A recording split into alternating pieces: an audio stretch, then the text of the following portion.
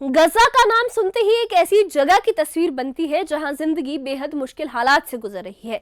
पिछले 22 महीनों से गजा में जंग चल रही है और अब इजराइल के प्रधानमंत्री बेंजामिन नेतन्याहू ने गजा के 100% हिस्से पर पूरे हिस्से पर कब्जा करने का प्लान बनाया है। लेकिन इस प्लान के पीछे क्या है? क्या ये जंग खत्म करेगा या ये मुश्किलें और बढ़ाएगा? आज हम इसी मुद्दे पर बात करेंगे और समझेंगे कि इस पूरे मामले पर करंट सिचुएशन क्या है और दुनिया की क्या प्रतिक्रिया है।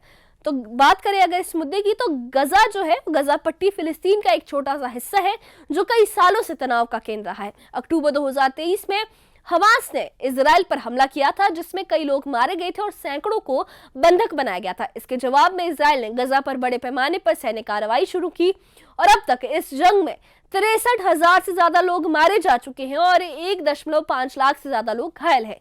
गजा की आबादी यानी करीब 20 लाख लोग अब 25% इलाके में सिमट कर रह गए हैं, जहां टूटे फूटे घर और टेंट उनकी जिंदगी का सहारा है।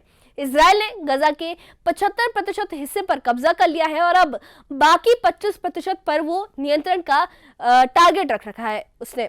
लेकिन नेतन्याहू का कहना है कि उनका मकसद हमास को पूरी तरह से खत्म करना है। इसके लिए इजराइल ने टैंक, बख्तरबंद गाड़ियां और हेलीकॉप्टर तैनात किए हैं। 60,000 सैनिक इस ऑपरेशन में हिस्सा लेंगे और 20,000 अतिरिक्त सैनिक तैयार रखे गए हैं। गजा के खान यूनिस जैसे इलाकों में इजरायली कमांडो हर गतिविधि पर नजर रख रहे हैं। नेतन्याहू का दावा है कि उनका प्लान पूरी तरह से तैयार है और वो गजा को पूरी तरह अपने कंट्रोल में ले लेंगे। लेकिन सवाल ये है कि क्या ये इतना आसान है, क्योंकि इस प्लान को कई चुनौतियां मिल रही है इजराइल के अंदर से, गजा से और इंटरनेशनल लेवल पर भी। सबसे पहले इजराइल के अंदर की सिचुएशन को देखते हैं। तो नेतन्याहू के इस प्लान को उनके अपने सेनाध्यक्ष लेफ्टिनेंट जनरल इयाल ज़मीर पूरी तरह से समर्थन नहीं दे रहे हैं। ज़मीर का कहना है कि हमास से डील करने से बचे हुए जो बाकी के 22 बंधक हैं उनको छुड़ाया जा सकता है।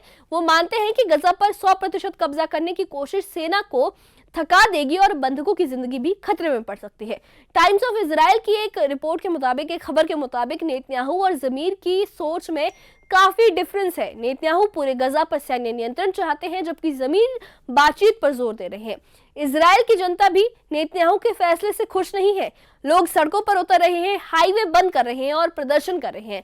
उनकी मांग साफ है, युद्ध बंद हो, हमास से डील हो और बंधक सुरक्षित घर लौटे। लोग डर रहे हैं कि अगर गजा पर बड़ा हमला हुआ तो बंधकों की जान को खतरा हो सकता है। इजराइल के पूर्व प्रधानमंत्री ने भी ये चेतावनी दी है। वो कहते हैं कि गजा पर पूरी तरह से कब्जा करने से ना तो हमास खत्म होगा और ना ही बंधक बचेंगे।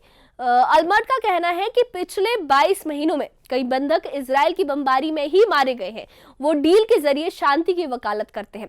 अब गजा की सिचुएशन पे बात करें तो वहां लोग भयानक हालात में जी रहे हैं। इजराइल की नाकेबंदी की वजह से, ब्लॉकेड की वजह से खाने और जरूरी सामान का पहुंचना भी वहां मुश्किल हो गया है। संयुक्त राष्ट्र ने चेतावनी दी है कि गजा में भुखमरी का संकट है। आसमान से पैराशूट के जरिए खाना गिराया जा रहा है, लेकिन ये नाकाफी है। लोग ट्रकों की तरफ दौड़ते हैं ताकि आटा या दूसरा सामान मिल सके। गजा के 25% इलाके में जहां 20 लाख लोग रह रहे हैं, अभी बमबारी भी लगातार जारी है। हाल ही में खान यूनिस के नासर अस्पताल के पास इजरायली बमबारी में 20 लोग मारे गए हैं, जिनमें 5 पत्रकार शामिल थे। इनमें मरियम दुग्गा भी थी, जिन्होंने गजा की भुखमरी पर रिपोर्ट की थी और रेस्क्यू ऑपरेशन के दौरान दूसरा बम भी गिरा जिसने और तबाही मचाई है। नेतन्याहू ने ट्वीट करके इस पर अफसोस जताया है और जांच की बात कही है। लेकिन इस युद्ध में अब तक 200 से ज्यादा पत्रकार भी मारे जा चुके हैं। इजराइल का कहना है कि हमास खाने की लूट कर रहा है, जिसकी वजह से सामान नहीं पहुंच पा रहा है लोगों तक। लेकिन गजा में हालात इतने खराब हैं कि लोग टेंटों और टूटी इमारतों में रहने को मजबूर है। 63,000 लोगों की मौत हो चुकी है और 1.5 लाख यानी 1.5 लाख घायलों के आंकड़े पूरी दुनिया को पता है। फिर भी नेतन्याहू का कहना है कि गजा पर पूरा कब्जा करके ही ये जंग खत्म होगी। लेकिन क्या ये मुमकिन है? क्योंकि 22 महीनों के बाद भी इजराइल जीत से दूर है। अब अंतर्राष्ट्रीय स्तर पर देखें तो ईरान ने नेतन्याहू के प्लान को चुनौती दी है। ईरान ने हाल ही में युद्धाभ्यास का वीडियो जारी किया है जिसमें क्रूज मिसाइल और ड्रोन दिखाए गए हैं। ये इजराइल और अमेरिका दोनों के लिए संदेश है। ईरान के रक्षा मंत्री अजीज नासिरजादेह ने यह कहा है कि उनके पास अब और मजबूत मिसाइलें हैं और अगर इजराइल ने हमला किया गजा पर तो वो इसे इस्तेमाल करेंगे। क्या अगस्त या सितंबर में ईरान और इजराइल के बीच फिर टकराव होगा? दोनों के तेवर अभी सख्त दिखाई दे रहे हैं। चीन ने भी इस पे अपनी प्रतिक्रिया दी है। उनके विदेश मंत्रालय के प्रवक्ता ने कहा है कि वो गजा के हालात पर नजर रख रहे हैं और जल्द ही युद्ध विराम की उम्मीद करते हैं। अमेरिका की भूमिका भी इसमें अहम है। अमेरिका का बहुत इंपॉर्टेंट रोल है। डोनाल्ड ट्रंप की प्रवक्ता कैरोलिन लिवेट ने कहा है कि हमास ने कतर और मिस्र के युद्ध विराम प्रस्ताव को माना है क्योंकि ट्रंप ने इस युद्ध पर सख्त बयान दिया था। अमेरिका इस प्रस्ताव पर चर्चा कर रहा है, लेकिन इजराइल ने अभी कोई भी आधिकारिक जवाब नहीं दिया है।